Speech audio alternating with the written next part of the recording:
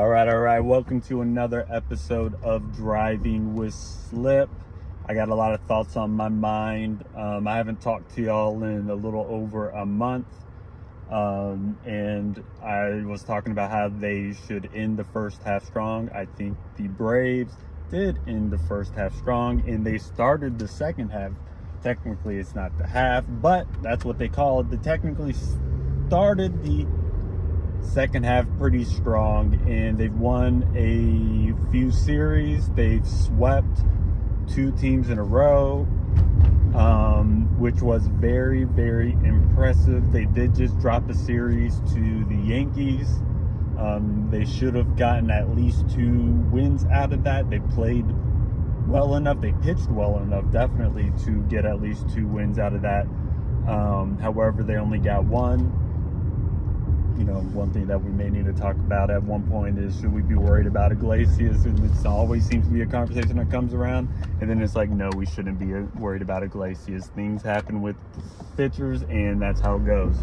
Anyway, the trade deadline is the biggest thing that I want to talk about, and the trade deadline as it stands, ended about, I'd say, a week ago. To this point, and Braves fans were initially underwhelmed.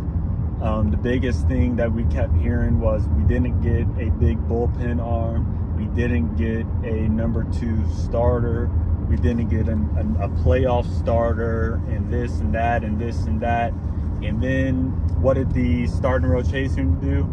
They went out and just showed their ass. They said, we know how to pitch. And I do believe this rotation that the Braves currently have know how to pitch. However, it's not about whether they know how to pitch. It's whether they can be consistent or not. And that's exactly what we saw yesterday when Bryce Elder had his second post-trade deadline start, where he looked like the Bryce Elder that can show up at any moment. Hanging pitches, gave up a grand slam. And this isn't, we can blame Sean Murphy all we want about not challenging that strike call. However, I think depending on challenges and depending on umpires to get the call right for you to, do the best that you can do is it's an act of futility. It's just asking to fail. You need to be able to depend on yourself to win ball games. Yes, umpires make bad calls. Sometimes umpires miss calls. Sometimes you will miss a call on your challenges. You cannot depend solely on those things to win the game. And so what happens? Bryce Elder hangs a slider, and it gets hit out of here by Brett Baty. And if you have bums like Brett Baty hitting grand slams off of you, I don't want to hear about how the umpire missed the call. I don't. Yes, it would have gotten out the inning, but you would have had to face him again. You would have hung it to them then. Even without the grand slam, it's not like the pitching that Bryce Elder had was completely good. You can tell that the Mets went into autopilot. You can tell that they went into autopilot from, the beginning, after they got those 7 runs. Because usually if you score 7 runs, you feel pretty confident that you're going to win the game. However, the Braves offense is really good. However, if you are asking a Braves offense to overcome a 5-2 deficit and then a 7-2 or a 5-0 deficit, then a 7-2 deficit, then a 8-5 deficit, that is really tough for any offense. It doesn't matter how good you are. The pitching did not hold up its part of the bargain, except for Brent Suter. That man pitched his ass off, had 3 fantastic innings, and then, you know, the Maduras came in and walked too many people, gave up a sacrifice fly, and made it way too easy for the Mets to score another run while the Braves were already down 2. The Braves had times where they could have tied the game. They had times when they could have come in between 1, including times where they got lead-off doubles and times where they got lead-off runners on first and second with no outs, and they got a double play, or they weren't able to move the runner over and they just stranded him at second. And that can't happen if you want to win games. It doesn't matter what the deficit is. It doesn't matter how many runs you need to score. If you are playing ball like that, where you cannot manufacture a run when you get a leadoff double, you don't deserve to win. You just don't. The biggest problem within that is Bryce Elder's inconsistency. And I think at this point, you really have to give a thought process on who do you actually want pitching in the playoffs? And quite frankly, Bryce Elder isn't one of those guys. It always seems like Bryce Elder has these times where he can go on these heaters, and it seemed like he did it in 2003. Yeah, that was 2003. When I went up to Seattle and he was in the All-Star game and I went to the Home Run Derby. You know, he went on this heater in the first half, and then in the second half he was dog shit. Excuse my French. But then you see it this season again where he starts out hot and then he has a terrible month and then he does a little bit better and then he gives up 7 runs. I mean, the thing is, the propensity for an implosion like that, which Bryce Elder has the propensity to do, is not someone that you can have in a playoff game. Yes, there are times when players don't pitch the best. There are times when you're like, damn, this guy's giving up too many home runs. Let's say, for example, a Grant Holmes. Grant Holmes gives up too many home runs. However, it seems like he's given up more solo home runs than anything else. Bryce Elder walks a lot of people. Bryce Elder doesn't do well at getting his ground balls when he needs to. Sometimes he does. But Bryce Elder just gets hit really hard. It is not a sustainable way to pitch the way that Bryce Elder pitches. You wish it was, but his location isn't good enough. And the thing is, if your pitches aren't that fantastic, such as like if you don't always have a wipeout slider, and his slider sometimes is good, sometimes it's bad, sometimes he hangs it, sometimes he doesn't. But like it can't be a 50-50 if you're going to hang it or not. That's unacceptable. It can't be a situation where you don't know where your changeup is. It can't be a situation where you can't throw your slider for a strike consistently. The biggest detriment that Bryce Elder had when he was in that game against the Mets yesterday was that he couldn't throw first pitch strikes. Bryce Elder is not a good enough pitcher. His pitches are not good enough. He doesn't throw hard enough to get away with getting behind people in a count too many times. He just can't do it. And it seemed like so often yesterday he was in 2-0 counts. He was in 3-1 counts. And you're going to get beat up. And that's exactly what happened.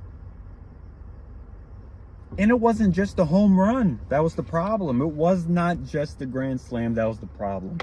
Everybody seemed to hit the ball hard off of him the first time he went through the lineup. And honestly, the second half of the time too, it didn't look too good.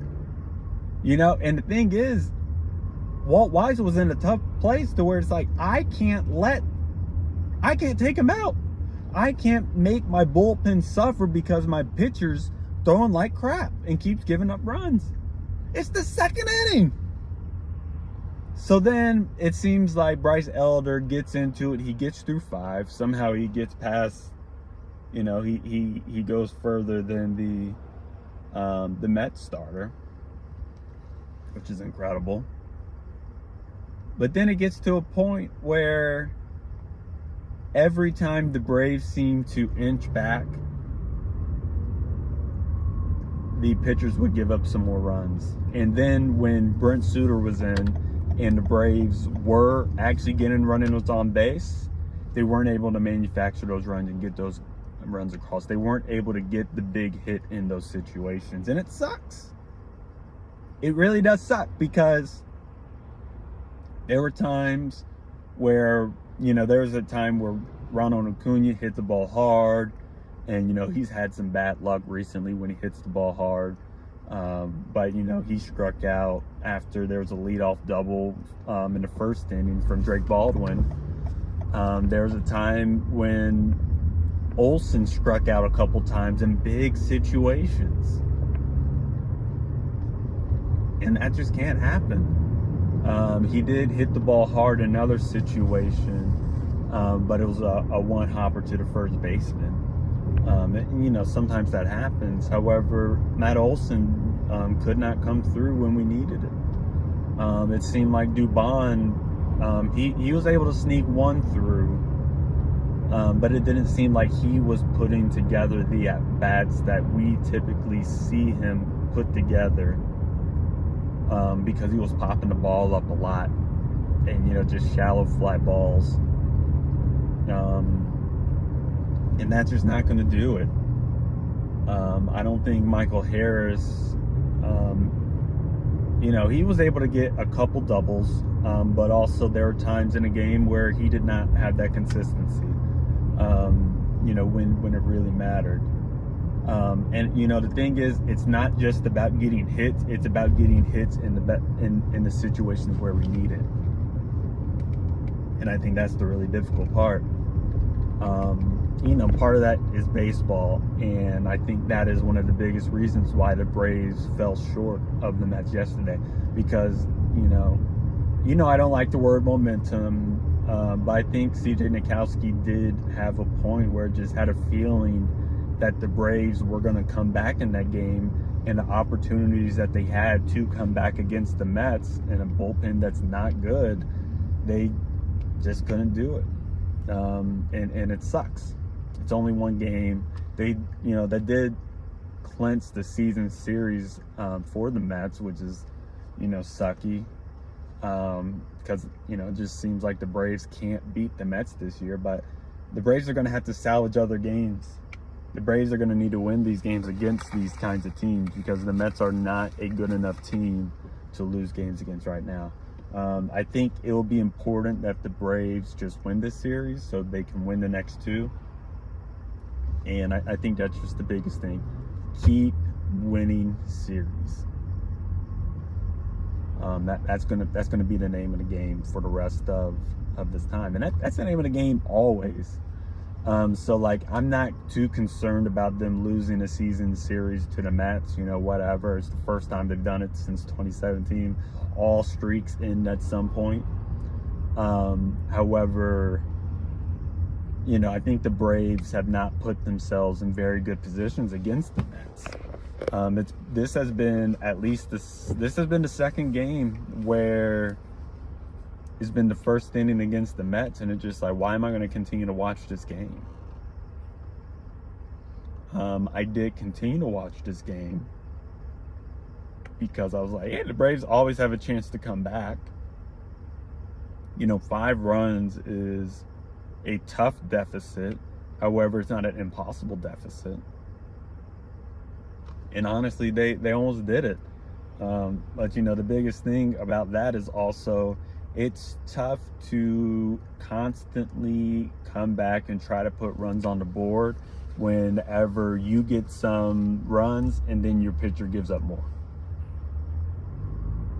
And that's exactly how it felt with Bryce Elder. After the 5, then he, you know, Braves would come back, get one, he gave up another one. And then the Braves would another, then he gave up another one. And it's not like it was any defensive stuff. It's like after the home run, the 2 runs that the Mets got were 2 doubles off the fence. And thank God it was the brick wall, because otherwise they probably would have been home runs in any other park. So 2 doubles that scored, and then it was a home run by Lindor. So nothing the defense could have done. And that, you know, quite frankly, that's just unacceptable. Bryce Elder single-handedly got his ass whooped. And I don't think he should ever start a playoff game. You know, I think we have other options that I think are just going to give us a better chance. I think Grant Holmes has better stuff than Bryce Elder, and you know, he's at least going to be able to give us 3 innings. He's going to at least be able to get us at least 1.5 times through the order, maybe more depending on how he's feeling that day. I'm worried if Bryce Elder is going to be able to get through 1 time through the order without like having an implosion, and that can't be it. It doesn't even matter how, you know, lights out he may seem at some times, but it's just like, it always just feels like it's around the corner. You know, at this point you have Sale, you have you know, the options of Grant Holmes, you have the options of Martin Perez, you know, you have the option of, oh goodness gracious, Tyler Mahle. He had a great first outing against the Mets, and so that was really nice to see. His numbers overall this year have not been that great, but since he came back from his injury, they've been better. So hopefully he can, you know, get a little bit better.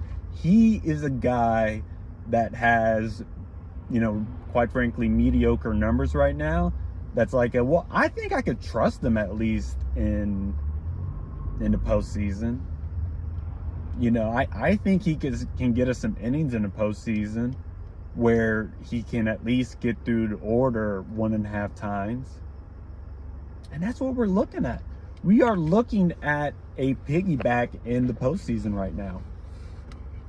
You know, I don't know if AJ Smith-Shawver is going to come back in the majors and pitch like he is. You know, it'd be like he did.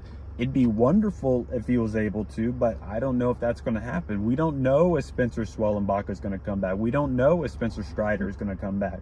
And those are guys that you would want out there. You know, ideally, it would be Sale, Strider, Smith-Shawver, and maybe a Martin Perez.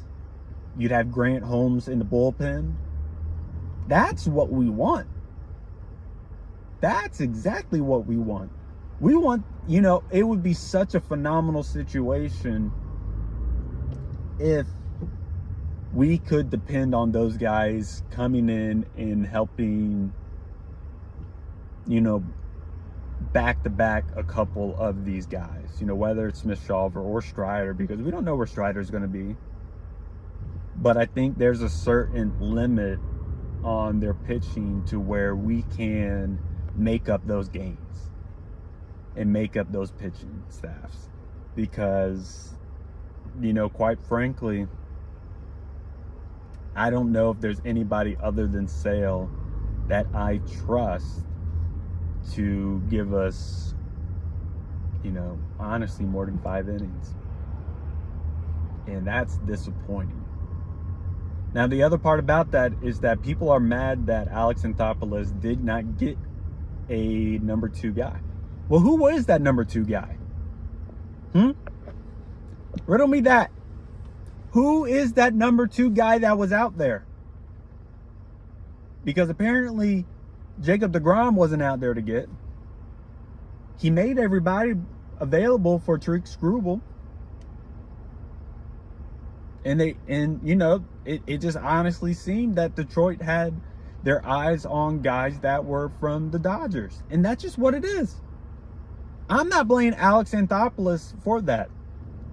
I don't know when Jose Soriano became some Cy Young candidate that was absolutely worth it, because he had a great first month or so. He hasn't been that great since. You know, I think I would have liked a Gausman, but it's not like he's been absolutely stellar. You know, like, where are these other guys? You wanted a Robbie Ray? Well, he hasn't pitched well.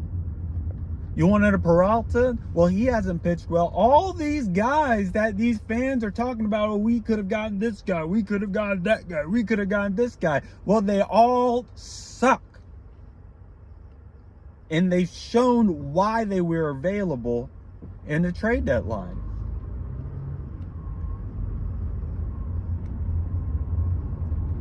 So you can't look me in the eye and say that Alex Anthopoulos didn't do his job. You just can't.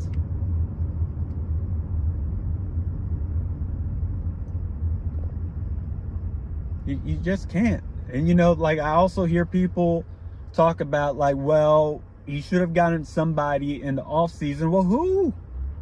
Who was actually out there? Who is a guy that you would put in front of Spencer Strider at the beginning of the year that was actually out there? Who is a guy that you know, if Smith-Shawver comes back how he was, that you put in front of him? Because I don't know that guy.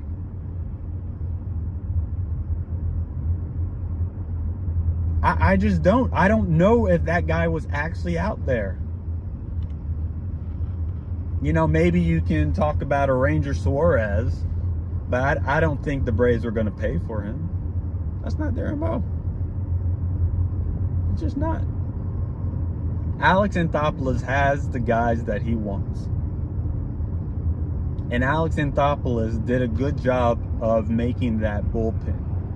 And they've been a very good bullpen, no matter what anybody says. Yes, we could have, you know, it would have been nice to have a left-handed guy to go along with Dylan Lee. But where was he? It's not like we were going to get Aroldis Chapman. I don't think Aroldis Chapman would have wanted to be the third guy, because that's what he would have been. He would have been behind Iglesias. He would have been behind Suarez. Hell, he might have been behind Lee. So, like, you know, there also has to be an understanding of these guys also want to go to places where they are in the role that they want to be. And I don't know of any other left-handed relief pitcher that's out there. You know, it's like that guy from Philly that's pitching for Kansas City. The dude that loves getting Pokemon cards, and he's pretty smart about that. You know, he's not pitching that well. So, you know, some of this, yes, is hindsight 2020. As well as, I think it's a wake-up call to really be like, hey, getting a person does not mean that that's getting an upgrade. Getting someone that's a new name does not mean he's going to help your rotation. Because all things considered, right now, Tyler Mahle is looking like one of the best trade pieces that we could have gotten. We know he's going to get innings. We know we're not going to have to rely on a rookie or a prospect to have to stretch out like a Fuentes or Richie to try to get better, or an Owen Murphy. We're not going to have to depend on those guys to get innings, because they seem to be struggling getting those innings. So that's not what we're going to have to do. So please tell me, who did you want? Who could we have gotten? Was there a bench bat that you wanted? Was there another player that we wanted? Because, you know, I think Lane Thomas was a pretty good trade. I really like that. And a lot of people did want him, and it is cool that we got him. Was there any other player realistically that we could have gotten?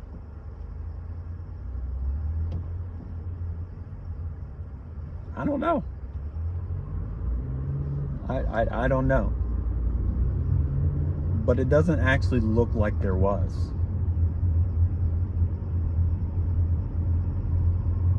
And, calling out a name and just wishing and hoping doesn't mean that it would have been realistic, and it doesn't mean that it would have happened with the Braves.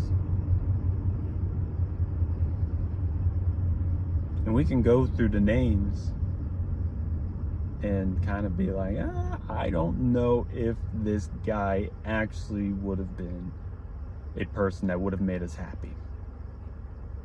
I think everybody's happy with Lane Thomas.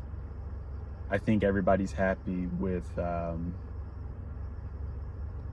Brent Suter. I think everybody's happy with Tyler Mahle. Maybe not excited. Maybe not like, oh my God, this definitely changes our, World Series projection. It's probably not. But they're going to help us win some games. They're going to help us get to the postseason. They have already made us a better team. And we got to be happy about that. We really have to be happy about the things that we got rather than focusing on the things that we didn't. Because focusing on the things that didn't, it's actually not looking like that would have been a smart idea to get.